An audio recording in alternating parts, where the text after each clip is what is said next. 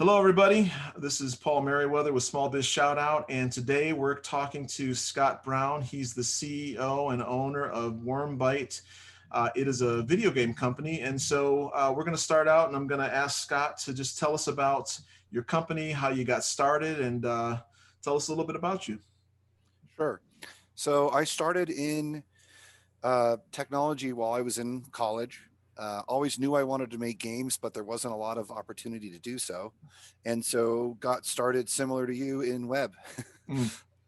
right? And that's kind of how we got started with digital creators. And that's when we worked together. Mm-hmm. Um, Always wanted to do games, but we just weren't quite there yet. And then when that company sold, uh, Peter and I and another guy, Steve, started Netdevil, and we shared office space with you guys, obviously, for Yep. a few years.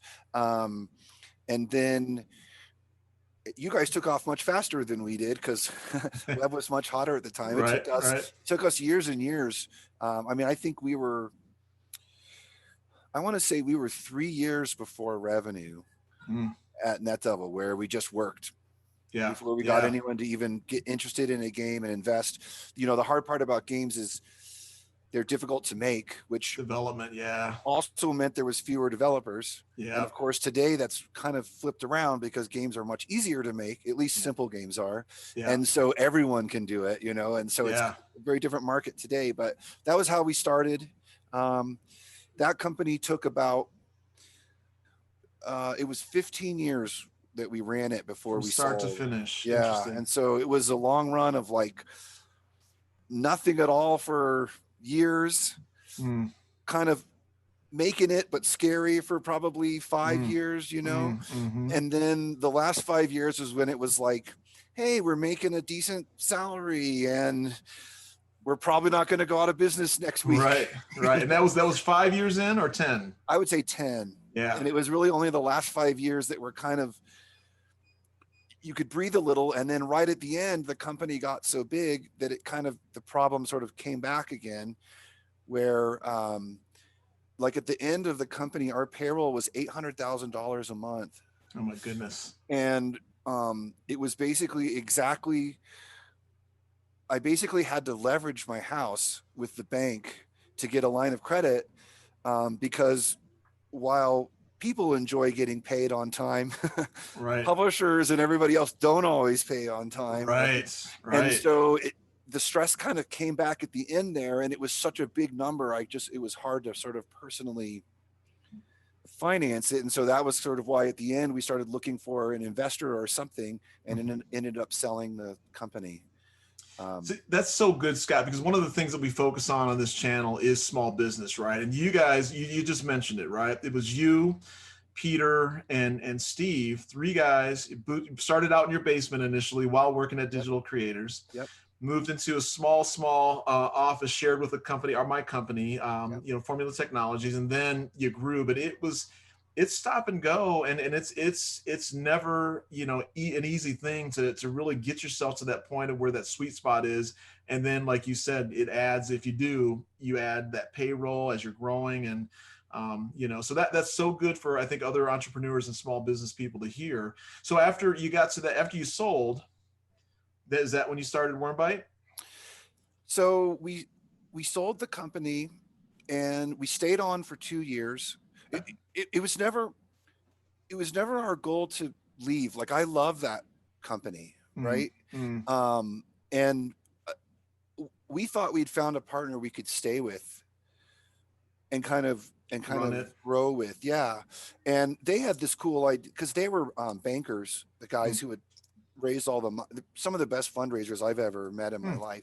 And their goal was to have an IPO, because they were like, in the games industry, the online games are the ones that have the big multiple payouts. Right. And they're like, so there's big online games, but as an investor, it's hard to invest in them because, like, say, Activision Blizzard, they have some online games, but they also have lots of, single player games and that kind of stuff too. Right. And so their vision was to make a company that was an online game only company that would give investors a place to go, which I thought was a cool story, Yeah. and thought it was neat to be a part of.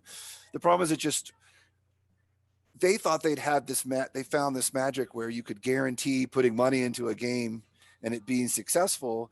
And online games are some of the most expensive, Mm. most risky investments, as they found out. Right, right. And so, eventually, like, by the end, it was Ryan and Peter and I, because Ryan had left your company and come over to ours, and Right. Steve did not like the game world, and sort of, Right, right. he wanted a job Right, right. that paid And well, and you that could is not a relax, job. Right. and Owning a yeah, business is not that at right. all. Yeah. And games is extra risky, right? Yes. And you work a lot for that risk Yeah. too, And Yeah. so, it was the three of us, and it was just like our style, and the company that bought us, Gazillion style, was just very, they're very like secretive. And we would have meetings, and they would say stuff like, "Now, don't tell your employees this, but X." And we're just like, our whole 15 years up to now has been telling everybody everything. You know what I mean? Right, And being honest about transparency, like where we are. And so it was just a very uncomfortable Gotcha. fit. I don't know that what we did is better, right? Maybe not always being as transparent can be better for your employees. I don't want to pretend we were perfect or right and they were totally wrong, but we were oil and water, and it was, and that was kind of the end.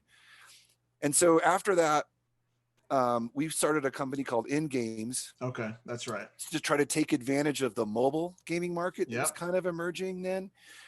And I think the problem was it had already emerged and we were sort of behind the 8 ball. But, we were just like, the games we would build take 5 years. Yeah. And you get burned out in 5 years. Yeah. And we were like, oh, mobile, you can have exciting ideas and ship a game in 6 months and move on to the next one. And won't this be cool? And what we learned was that the mobile world, to succeed, it was all about eyeballs. Yeah. And so the guys who were succeeding were people who had small games early on when everybody downloaded everything. Right. And now when their new game came out, could advertise it to 10 million users for free. Yeah. Where we would have to pay $2 or $3 a user. Right. And it's hard to make $2 or $3 from a user. You know what I mean? Right. And so, and it's funny because people are like, oh, a small team can make a mobile game. That's true. But when we looked into it, all the top mobile games were spending 50 million a year. You see it. Right? You see it in the advertising now with all of those. Yes. And so it's like this thing where you're like, yes, you're right. A small team can make a mobile game, but your chances of anyone ever hearing of it are hard.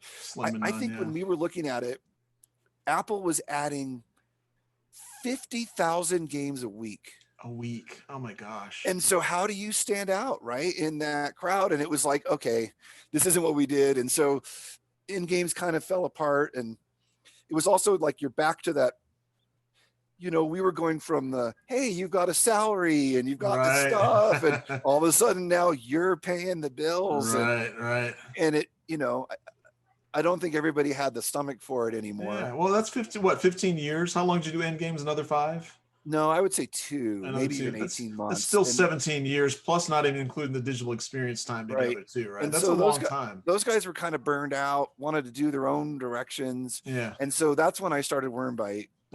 I was like, well, I still want to do this. Right. And then I started WyrmByte sort of shortly after In Games. And that was I feel like that's maybe 5 years ago now. Okay.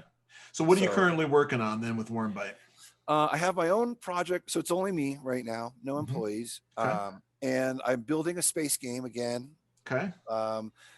Because you did digital creators, digital creators, but Netdevil, you developed a game called Jump Gate, which is a massive multiplayer online persistent universe game. And I kind of thought there could be a niche, and it's also something I know how to do it all. I know how to do the networking and the user signups. And so I kind of felt like it's something I could take on my own. And then I'm also doing some contracting off and on, been helping with networking. So we worked with this game called Star Citizen, which is like, I don't know if you've heard of it, but it's I haven't. It's the biggest like Kickstarter kind of funded game in history. They started on Kickstarter, but eventually went on their own, and they've raised over $300 million Oh my goodness. from users paying in to buy a part of this game. I mean, it's, Wow. if you've never, it's incredible. So I helped them with networking for about a year and a half on some of Okay. their stuff. And then I'm doing some stuff for Amazon right now, helping them with some networking stuff. So I'm kind of doing that to keep some money coming into the business while we Sure. try to build our own stuff again. So is this mobile space game that's, maybe has similar aspects, maybe not as, in depth as Jumpgate? Is that what you're currently working for and trying to launch? Yeah, and my goal is, thanks to Unreal, is to build something that runs on everything. So Okay. console, PC, mobile. So it's pretty agnostic then in terms of Yeah, platform. Yeah. yeah, and I'm trying to build something that gets people in. Again, like if you're to think of it from like the biz dev perspective, you have to think like, what's my market? Right. How do I stand out against a Star Citizen that has a Right. $300 Right. million budget? So you got to Right. kind of consider that. And so to me, the big negative of space games was always how long it took, to get anywhere. You're flying Yeah. in a straight line for a long Yes. time, and it's kind of boring. Yeah. And so the idea for this game was a game where I matchmake you and you quickly play people, resolve whether your mission succeeds or fails, and then you're back in the station again, and it's quick play sessions, that kind of a Gotcha. thing, right? Like Interesting. 5 to 15 minutes at a time. You do Ah. some space combat and then you're back. But still the whole like jump gate, like I really just started with jump gate economy when I started building it. Yeah. Yeah.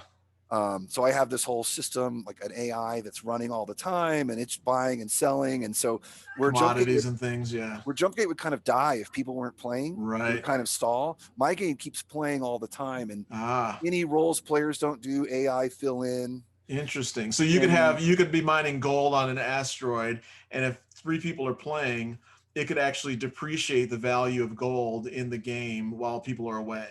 right, Gotcha. where Interesting. before, yeah. So basically, there's AI do all the roles in the game. And so being more of an engineer myself, like I built all that stuff first, and the art's kind of the last piece to come. Yeah, yeah. Well, but then it doesn't get Yeah, dated either, right? I mean, if yeah, you use it, that's great. All right. yeah. So that's kind of what I'm doing. I mean, and something I would just throw out for people is like, one of the things I kind of found is like, I don't know if you agree with this, but I feel like there's momentum in business. Mm. And when you start a small company, you have to survive until Yes. that business momentum can It's begin to over the churn hump. for you. That's Right. right. Because most of the deals we got at Netdevil later on were not deals we went and found. They were things that found us. Yes. Right. And so to me, that's the hard, scary hump you have to get over when you're, especially if you're shoestringing a business, like if you don't Yes. have some big investor to kind of make you get there. Yes. You have to just survive. You have to survive Keep the lights on, until baby. you get over that hump. That's it. Like, and as an example, like the Amazon contract I'm doing right now is something a friend brought me because of my experience. It wasn't something that I was able to go create through marketing myself to others or whatever, and it's like, and the bigger you get, the kind of More that wheel just that's sort of right. keeps you going. Like work comes to you, and right. It's how it was for Formula as well. I mean, yeah. we got an initial gig through you and Nathan, right? And it's like that with anything, Scott. I mean, keeping the lights on and the doors open long enough and being smart about how you do that, being around long enough. Sometimes it just happens because you're around long enough, right? Yes, it's and luck. There's a luck factor in the business. There is, but you're never gonna, if you don't keep the lights on and the doors open, it won't happen, right? Correct. So it's both of those things. That is such a good tip and information to give folks who are going to be watching this, Scott. And that's what I wanted to focus on with these videos and with this channel on YouTube also, because I'm at 5 right now, five subscribers for Small Biz Shoutout, right?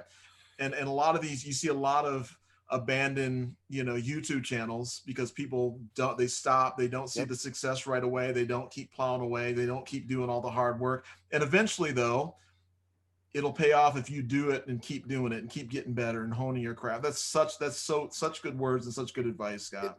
Like a funny thing, I'm going to murder it because I don't remember exactly how it goes, but it's like overnight successes had the 10 years people didn't see before the one That's overnight, right? right. Yeah, like that's the point. Like in the games industry, we talk a lot about the Angry Birds guys. Yes, yes. That was their 55th game. Oh my goodness. And so, 55th? yeah, so you have to keep that in mind is Oh my like, it goodness. wasn't game 1 or 5 Yeah, or yeah. 10. It was game 55 Oh for my those guys goodness. when they blew up, right? Well, that's So Edison-esque, right? I mean, in terms yeah, of how many failures he had, but yeah. yeah. No, that's exactly right, man. Well, That's so or the good. old thing that's like people think ideas are important, and it's just like it's 1% inspiration, 99% perspiration, right? Perspiration. Like That's right. rule is so true in business. Yeah. It's like the ideas. It's great you had an idea. I Yeah. bet you thousands of people have had the same idea. Same It's the idea. That's people right. who can stick Execute. with it and work That's and right.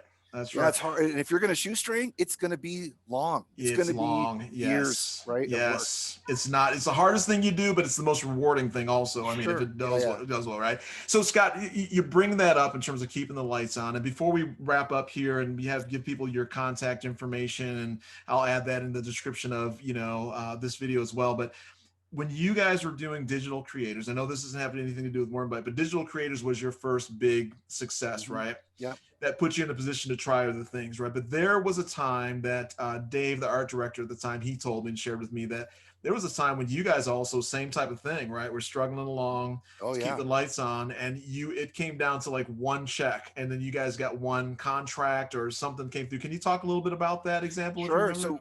So, and I'll share some the mistakes we made too. So, Yes, please do. um, you know, one of the problems you run into when you're a small business is what bill do you pay when you can't pay them all? Mm. You know, Oh. and the bill we chose to skip was payroll taxes. Ooh, interesting. And why? Tell me why and what Well, happened. because if you don't pay rent, you're thrown out of your office. If you don't pay power, your computers don't work, Don't right? pay people. And if you don't pay people, they don't work for you. Now, like as owners, like I became an owner because I couldn't get paid. A Mm, sort of, sweat equity kind of a right, thing, right, which was turned out to be an amazing decision right. on my part. But like, so yeah, if you don't have enough money, what don't you pay? And so we didn't pay our taxes because Interesting. you could kind of stay open And pay the until the penalty IRS after. shows up. Right, And exactly. they basically were like, we're going to chain your front door and Right, put signs on there. right. And so Mark went out and found an investor to give us, I want to say it was like 100 grand or 115 grand that we needed to pay our taxes to basically Keep going. keep the doors open. Yeah. And then those guys ended up investing, I want to say almost $1 million Okay. into the company. And 10 months later, that business sold for over $10 million. Oh my goodness. And so those guys recouped this huge Many times over. turnaround Yeah. like right away. But we would have been closed if it weren't for that investment because you didn't pay. But again, like that's the reality of a shoestring Yep. business and trying to grow. And Is fighting. sometimes, yeah, like you have a contract that needs you to hire 10 people to get it done, but it's not going to pay for 6 months from now. And so cash flow is King. everything. Yes. And you want to treat every dollar your business has as the most precious dollar you've Yes. ever had, right? Because it Like, comes and goes so quickly. so like a great example is remember we had the day where we built our own desks. Yes. When we were first starting both of our companies. Yeah, Netdevil right. And what was the rent? I think the rent was It's like $1,200. something like that. I And so thought it we might were have been each paying, 800. Yeah, we were it was each paying something like ridiculous. 600 a month. Right. But we were But all like sharing one huge but that's space. how Yeah. you stay alive. Like that's Yes. how you don't go buy the luxury office Yes. space. Like, yes, that's your goal, and that's a great But goal not if right that's what you away. want. But don't start there. You know what I Well, mean? we were both selling too, right? We were both sharing that unified space above the bank. Yeah, We'd bring people in to sell. Like I brought the yeah. VP of Frontier Airlines in. Makes both of our companies look bigger. Right. Well, it does, right? But he came in there. I think his name is Lowell Miller, right? And we brought him in. He came to visit us, and I think there's something romantic about hiring a company that's busting butt, working in Yeah, a small shared environment like that. And I think it was because of that business in that little tiny cramped office space that we were sharing that got us that contract with Yeah, Frontier well, Airlines. it shows business savvy. Like people think fancy offices are what show you No. off. What show you off is business intelligence. Yes. Right now, if you have a fancy office because you're making 100 times that amount of rent Right. in If you're Apple, you income, can build the big right? spaceship. But it's the whole thing, like, you know, wearing a tuxedo to try to look wealthy. Right. You're not fooling anyone, you know what I mean? And so Exactly. it's like, I'm sure they were impressed by your savviness, right? Like you said, work ethic, like Right. business intelligence, like those things matter. Yeah. And if they're going to invest, like it's a big risk for companies, right? Like that's the thing people don't think about, right? If I'm a big company and I'm going to hire this small company, I'm putting my company's name on the line for your Yes. small business, right? And so Yes. it's trust that they Yes. have to have in you that you're going to Yes. do this thing, right? Yep. It's like, again, they're the first customer is the hardest. Yeah, the first big one. Yeah, that's exactly right. Well, and so we had a bunch of little smaller ones, right? And we were all just starting to leave our jobs and come on board. And Yep. that money, like you said, goes by quickly. Yep. That was our first flagship contract that we got, right? And we were in that shared little crappy, one, shared space room above the bank. But that name brand recognition from that Frontier Airlines, and I was hounding them. And you guys teased me about buying the book of lists, and I was cold calling for dollars. At the time, it worked, and I kept calling and emailing, and finally they gave us the audience. We went in and pitched. He came out to visit us in that space. It was a tiny little, self-made desk, right? We got the contract, and that name brand alone right there got us so much more work. It was unbelievable. That gem right there is so important because that was true for Netdevil. Yes. When I finally got a first big customer. Yes. Your first big customer was? Well, Lego Deutsche Telekom. Oh, Deutsche, that's right. Was our first money. Yes. And then Lego, of course, was the biggest IP. The big one, yeah. And I learned later the reason Gazillion bought us was the Lego, because they were trying to get people to come and invest with them. And they were like, but who works for you? And as soon as they bought us, they could say, oh, we have Lego. Yes. And the first meetings I was in was like Hasbro. And like, it was like immediately once they had those deals, yes, they could leverage, because people know, other big companies know, well, Lego did their diligence on you. Yeah. Right. They use credibility. Yeah. That's instantly. Right. And so that's same thing for us with Frontier. That's exactly right, man. So that's maybe the best way to describe it to somebody is, if you're going to shoestring your business, it's survive until big client. Yes. And then the one big client you can leverage into more. And so the other thing I would say to people is do everything to get that client. Yes. And treat them like you've never treated anyone in your. That's right. You want them to know how much you appreciate what they've done for you, because that will be what turns your business around. Absolutely, Scott. That's so good, and I think that just this conversation hopefully will be very helpful for other small business owners. Again, it's that fighting, and it just brings back such memories in terms of just both of us together, kind of doing that, and then just again getting that big name brand. It was so much easier for me when I was just, I don't know who you are, but now when I get into the conversations and I can say Frontier Airlines or Deutsche Bank or Lego, game changing just from your your confidence and from just the perspective that you carry. Absolutely. So Scott, this is so good. I really appreciate you coming on. We'll have to have you back once you get closer to launching. Tell everybody how to contact you, how to reach out to you should they be interested in maybe investing. I don't know if you're looking for that. And before I go, I have one last question for you. Okay. Is your game going to accept cash, credit, or crypto? All two of the three? To start, I'm going to when I become a vendor, it becomes difficult. And so I'm going to let people like Steam, Apple, Google Store, them do the collections. I'll be agnostic to it. However, I would say there is a lot of interest. Crypto is a big money thing right now. Yep. And there are crypto companies that have talked to me about setting up, like we talked about, like when you're mining an asteroid, you're actually mining crypto and stuff. And so those opportunities do exist. And so it's still possible we may do Okay. something like that with a partner. But for the most part, I'm staying away, because once you get into billing, you also have to store Yeah. all the billing info, Yeah. which then Yeah. makes you at a risk. Right. And it's much easier if I let, if you Apple and buy let them something dictate. through the Google store on your Samsung device, I just get paid from them. I don't Right. know. I don't even know how you pay. I It's don't want almost to like know. fulfilled by Amazon, right? I mean, Right, yeah, right. yeah, Yeah, I don't exactly. even want to know, because as soon as you track all that, your business becomes riskier, Yeah. because if someone hacks you, there's user data. So your Right. insurance goes way up if you accept that stuff. Yeah, yeah. No, I get you. Well, So good. So no. so two of the three initially, but maybe in the Yeah. future you don't Yeah. know yet. Okay, perfect. So tell And then everybody my how. Oh, go ahead. Sure. I was just gonna say my email is scott@wyrmbyte.com. Spell it. That's it. WYRMBYTE.com. Okay. And I'll post all of that in the info and I'll show it on screen after I edit this. So, Perfect. Scott, thank you so much for joining us today and appreciate it. And I think this is such good information you gave to everybody. And hopefully it'll encourage all those business owners that are just like, I can't go on anymore, especially in this economy, right? And Yeah. with everything that's Yeah. going on, fight, keep the doors Yes. open, Just keep the stay lights on, alive as stay long, alive. because you never know. You never know. You don't know who that big deal is going to be. And in fact, it was almost never someone we expected. Yeah. Yeah, you exactly. know? Exactly. Yeah, man. So good. Scott, thank you. We'll talk to you soon and Yeah, man. enjoy your day. Yeah, you too. All right. See you. Bye bye. All right. See you, Paul.